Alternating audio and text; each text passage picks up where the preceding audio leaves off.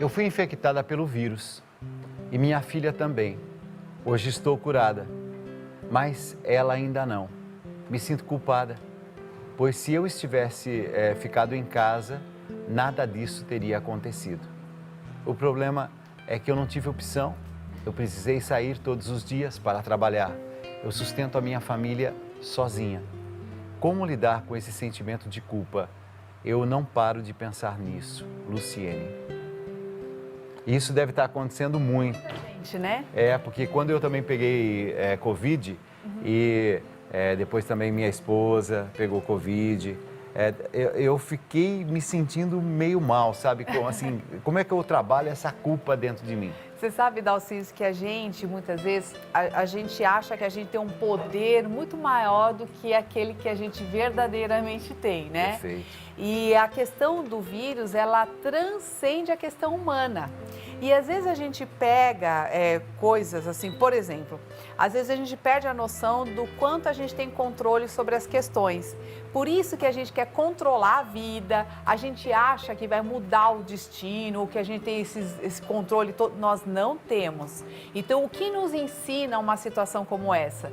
Nos ensina que existem situações que transcendem o nosso controle e que a culpa ela não vai solucionar esse problema. Ao contrário, ela vai fazer com que você fique dentro de uma redoma de coisa ruim que vai te puxando cada vez mais para baixo. A culpa não liberta.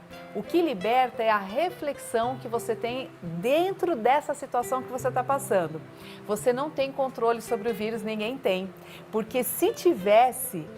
Concorda que ninguém primeiro não pegaria, quem pegasse também não ia passar, não tem a ver com a nossa vontade. E outra, os caminhos de Deus, não dá para a gente querer com a nossa cabecinha, querer explicar ou querer controlar. Porque às vezes as situações da nossa vida, elas vão trazer de nós o nosso melhor. Por exemplo, às vezes a gente acha que é sofrimento. E isso o bem e mal é um conceito humano, não é um conceito divino. A gente julga as coisas como sendo boas ou ruins a partir do nosso olhar. Tudo aquilo que dá desprazer e causa dor, a gente acha que é ruim.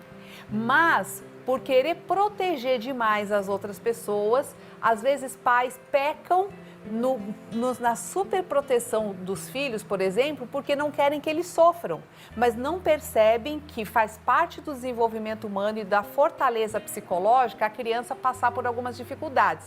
A doença, ela é uma grande sábia, uma grande professora, porque nos ensina a gostar da gente com saúde ou com doença, porque a gente só se aceita na saúde, só quer viver quando tem saúde, quando tem dinheiro e a vida assim é muito fácil. Agora, o difícil é gostar de você quando você não está no seu melhor, quando você está pobre, quando você está sem dinheiro, quando você está sem energia e mesmo assim você querer a vida. Você escolher a vida. Isso é o que uma doença, por exemplo, nos ensina. Nos ensina a aceitar a nossa vulnerabilidade, a nossa humanidade, repensar a vida, porque fica mais perto da morte, repensar as relações e ver que a gente pode mudar a partir de agora, saber receber a ajuda do outro, que a gente fica dependente do outro, e tem gente que é orgulhoso demais e não quer aceitar ajuda, porque não precisa de ninguém. Então a gente dá uma rebaixadinha na nossa arrogância, no nosso orgulho. Olha quantas coisas uma doença, ela pode nos ensinar. Então não acha que isso é uma maldição, acha que isso é uma oportunidade de crescimento de todos. Então você pode ver, olha, olha no caso do meu irmão, a namorada dele pegou, filhos pegaram, ele não pegou, e dormindo junto e tal, olha. Então assim, a pessoa mais ou menos abençoada? Não. Não, são coisas que as pessoas precisam passar e aproveita para aprender, né? Aproveita todas as oportunidades de sofrimento, porque como é que a gente faz, gente, um bom azeite? Você espreme a azeitona, você espreme a uva para fazer bom vinho. Então, muitas vezes é espremendo a gente que nós vamos tirar de dentro de nós as nossas grandes virtudes. É ali que você vai resgatar a tua fé, é ali que você vai resgatar o teu compromisso com a vida, vai pensar na sua missão de vida e pode fazer de uma situação como essa de vida e morte uma opção maior pela vida. Então, muitas pessoas aproveitam isso para mudar a vida. entendeu? Então, assim, isso pode ser uma bênção sim. Então, não acha que você tem todo esse poder, entendeu? Menos, né? Vamos trabalhar um pouquinho assim o nosso tamanhinho de ser humano, né? Que nem tudo depende da gente, que a gente não consegue, sabe, cuidar ou proteger todo mundo o tempo todo. E algumas coisas acontecem independente da nossa vontade. Perfeito. Quando a gente sabe que a gente está com Covid, a gente já passou 2 ou 3 dias infectando muita gente. Não fui eu que escolhi dessa forma. Eu até preferia que assim, o vírus nunca tivesse existido. Então, não dependeu de mim, não dependeu de você. Você não tem esse poder todo. É isso que a Meire Caminha está dizendo. Você não tem esse poder que você está achando que teve. Porque essa culpa que você está colocando é como se alguma coisa você pudesse ter feito para evitar que isso acontecesse. Filha, eu já vi gente que está tomando todas as precauções e colocando a máscara e álcool em gel e é isso e aquilo e que mesmo assim acabaram sendo infectadas. Gente que está no apartamento ali fechadinho meses e acabou falecendo recentemente, inclusive gente de mídia que estava assim bem resguardado. Um senhor que eu tinha assim uma admiração muito grande, um trabalho lindíssimo numa das rádios mais famosas aqui de São Paulo. Também ali, ó, protegidinho na casa dele, fazendo os programas de rádio na casa dele. De repente, por alguma coisa que aconteceu, esse vírus chegou até lá. Tudo é muito novo e não dá para a gente, dizer, isso, aquilo.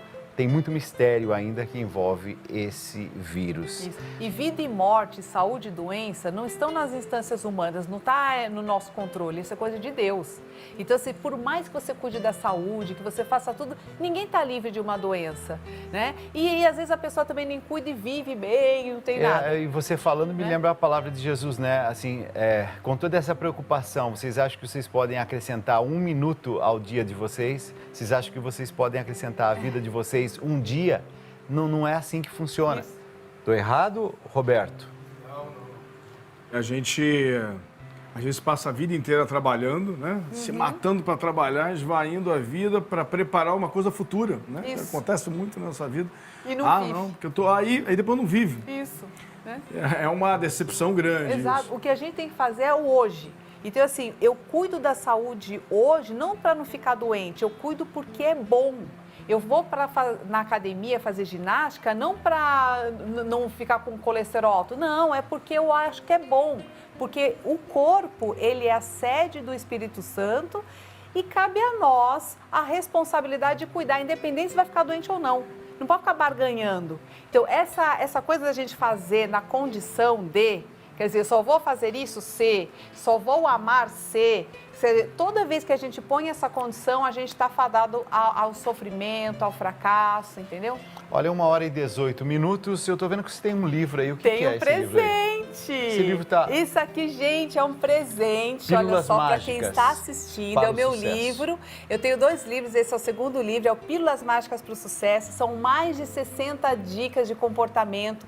É um livro prático, com tópicos de comportamento. Por exemplo, a gente estava falando da raiva aqui. Olha, dicas práticas. Se alguém te deixou com raiva, você se afasta um pouquinho dela, conta até 10 que isso funciona, ameniza e depois direciona essa energia. Então, aqui tem várias situações diferentes para a família inteira. Para a família inteira, pode. Eu já estou curioso, já quero ver aí algumas das várias dicas. situações. Reclamões no trabalho. Isso, como Pronto. você lida com essas pessoas que só reclamam. Eita, mas eu acho que, sem querer, eu abri num tema muito Página legal, boa, né? Ah lá, por trás da... Nossa, mas só tema legal, como é que você faz isso aí? Como é que a gente lida com gente arrogante, né?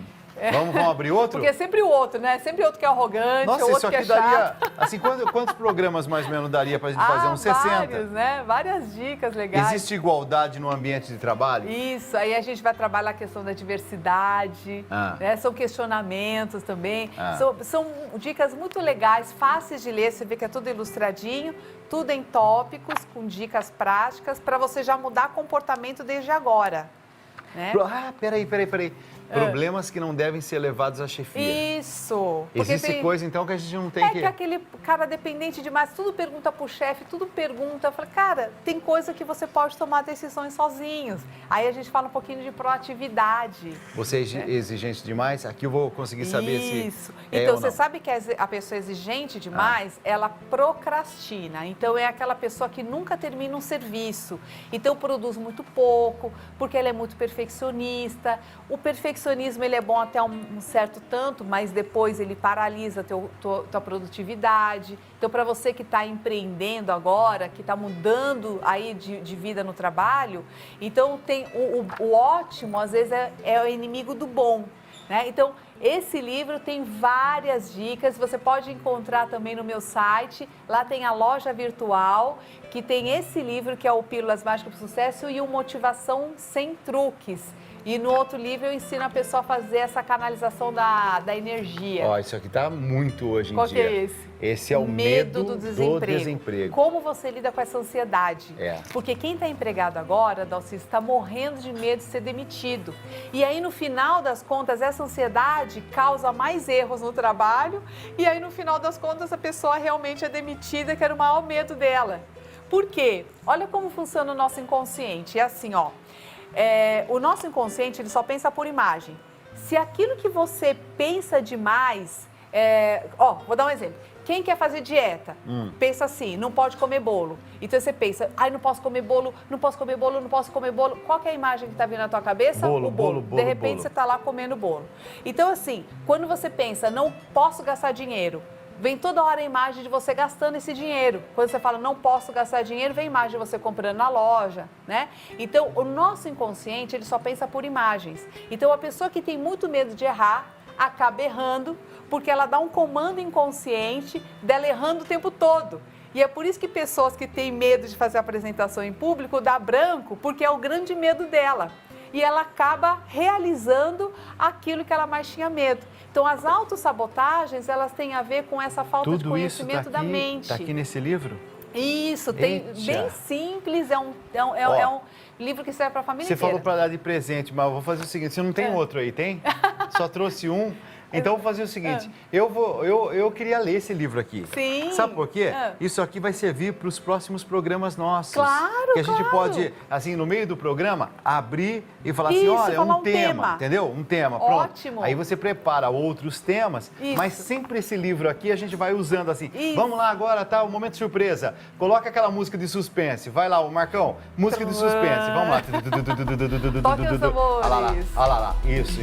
Então, Meire, vamos pro quadro, vai. Isso. Já tá, você vai criar o nome do negócio. Assunto. E pronto, ó. Atenção. E agora o assunto esse aqui, ó. Como lidar com funcionários difíceis. Isso. Pronto. E aí a gente pega e vai trabalhar esse tema. Perfeito. Vamos fazer isso? Vamos. Então vamos fazer o seguinte, eu fico com esse livro aqui. Ótimo. Pra gente poder fazer a brincadeira do suspense, tá? Isso. Então vai ter a brincadeira do suspense. Na próxima eu trago, a gente dá o presente. Dá o presente no próximo. Perfeito. E sempre nós vamos mostrar esse livro aqui e fazer a brincadeira. Isso, Combinado? ótimo. Perfeito. Outra coisa, em alguns dos programas que você vier, eu sei que você trabalha com mágica tal, e assim, é de mão cheia, né? Como é que chama a pessoa que trabalha com mágica? Ilusionista, isso. De mão cheia. Inclusive, meu irmão também ganhou é um grande prêmio ilusionista. Na América Latina, no Brasil, no mundo. Não foi isso? Foi isso, como a melhor mágica Seu na irmão América também Latina. faz? A família inteira, minha família inteira é de Sério? ilusionista, tudo artista. Por isso que eu gosto muito do palco, de estar aqui. E eu ilustro as palestras que eu faço para as empresas com as mágicas. Tá. Porque é mais fácil da gente visualizar um conceito do que ficar pensando no conceito. Então, ó, nós vamos trazer temas que você vai querer, o que você quiser. Isso. Nós vamos abrir o livro para fazer o momento surpresa. Perfeito, certo? E sempre a gente vai terminar com, assim, uma mágica, delicadeza de uma mágica. Pode ser? Isso, claro. Então, vamos